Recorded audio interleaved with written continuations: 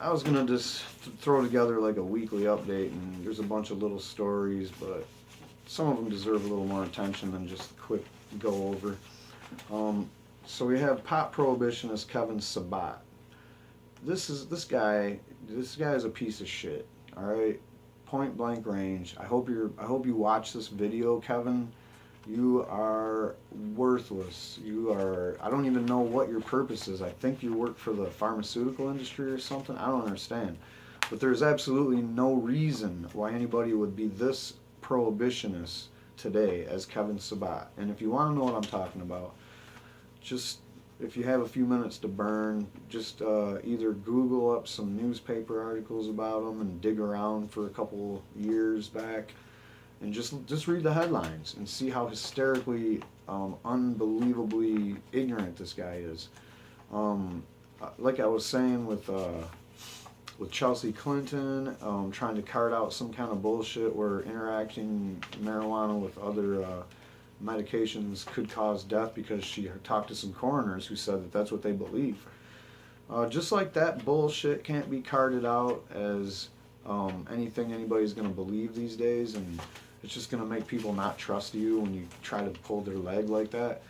Just like that, the tactics that Kevin Sabet uses and the things that he says are equally as like wild and out there and make you want to scratch your head like, what are you saying, or what are you doing, or what are you talking about?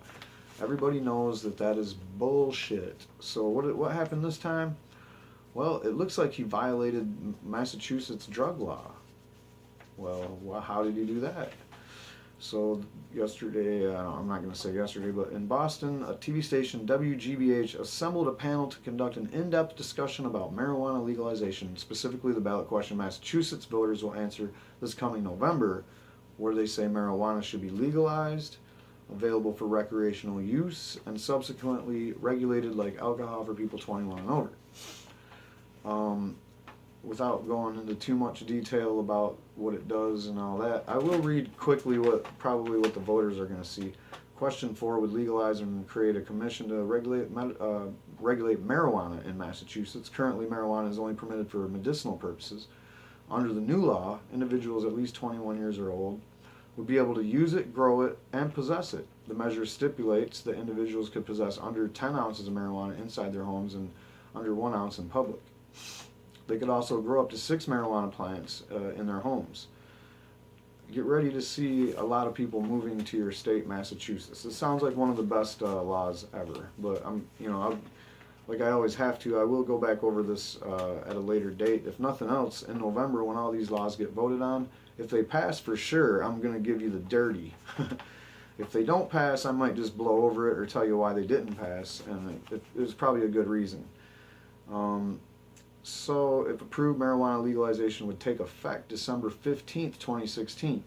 And that's what I'm talking about. With real reform that comes from the bottom up, you don't have this slow rollout. You don't have well, yeah, we're going to have this new law in 2018, and you can get a license to get a dispensary in 2020 and all this stuff.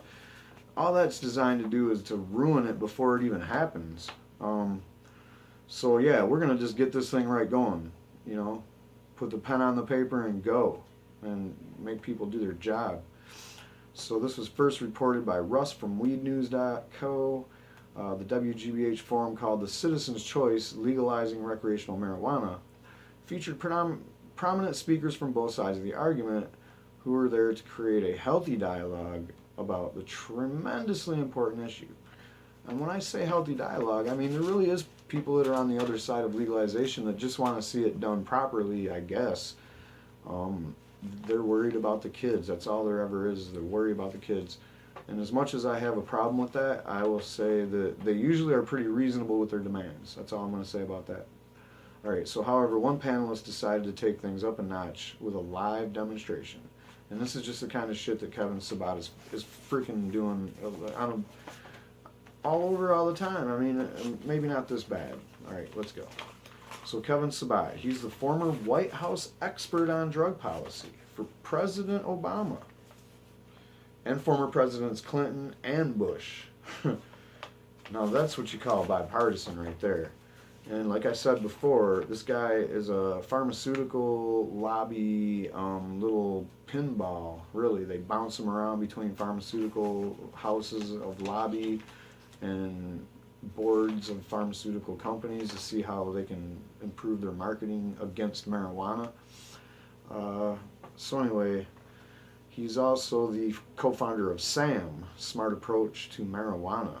Used to be Smart Approach to Marijuana Laws or Legalization or something like that, but he just dropped the last part of it off. But basically, he's acting like marijuana is going to be legal no matter what, so we got to be careful how we go about it. But really, he's a complete prohibitionist. So he's a staunch supporter of continued prohibition. He wanted to hit home with what about the kids talking points by performing a brief show and tell. Sabet proceeded to pull two rather large clear plastic bags out of his suit jacket pocket. He told the attending audience and fellow panel members that one bag contained candy, while the other held something far more dangerous. It was 1 ounce of THC infused candies, otherwise known as Medibles. He tasked the audience with deciphering which bag held the lace candies before implying that they would be able to, and children couldn't either. And of course, he was actually passing the bags around, one of them being an illegal bag of contraband, that who knows how he obtained it, but or why he's possessing it when it's illegal to possess. What's he doing? So anyway, and he basically said that, you know, your kids aren't going to be able to tell which ones are the Medibles and which ones are the just candy. Well, what about the fact that in places where Medibles are legal, there's strict rules about the packaging and storage of these things. But he wants you to think that when you go buy your Medibles, you're just going to get this baggie with some Medibles that look exactly like candy that you would buy anywhere else looks like. Which I've never heard of that. I live in Michigan where it's just now becoming legal for Medibles. And before that, people were still really strict about the packaging and the labeling with telling you how much THC content there was so that you knew what you were getting into or whatever. And of course, to keep it away from the kids. They already tell you how to store your marijuana in Michigan, and I would imagine that you assume that would apply to all marijuana products. But anyway, people are, all over the place, with guns in their house, liquor cabinets, they have their kids in the car, and you don't see any problems with all those things going to shit, but apparently Sabet is really worried that, there's no way parents are going to prevent their kids from getting their hands on these Medibles. And since they look just like candy, well, they're going to definitely want to eat them. Because, I don't know, if I was a parent, which I'm not, unfortunately, but I don't know how hard this is, but if you're a parent, there's already got to be some kind of a line drawn and a set of rules going on with actual candy. You can't just have bags of candy laying around the house and be like, oh yeah, just help yourself anytime you want. Eat as much as you want, anytime, all the time. That's not how candy even works, let alone marijuana-laden candy. So give me a break, man. So anyway, the other panelists seem taken aback by this impromptu display, especially considering the biggest proponent of harsh marijuana laws in the room is claiming to have 1 ounce of Schedule I narcotic in his pocket. And according to the report from Dr. Keith Saunders of Boston Pot Report, sometime in the aftermath of the demonstration, Sabet lost track of his precious cargo. Saunders witnessed Sabet frantically searching for the bags before claiming someone stole the edibles. This after years of warning the nation about the dangers of marijuana products being left out for curious children. So marijuana.com asked Keith Saunders a few questions, and I thought it was kind of interesting, so I went ahead and took a couple of these down in my notes. So they asked him to give Sabet a taste of his own medicine. Do you think this is the one time we should throw the book at a marijuana offender? Saunders says, no, I don't think anybody should go to jail or be arrested for marijuana possession. I think what he did was irresponsible and not well thought out. He was arrogant in the way he flaunted the law like he was above it. We are a very cannabis-friendly state, and he came in here and made an ass of himself. He found himself in a heaping pile of his own potent medicine.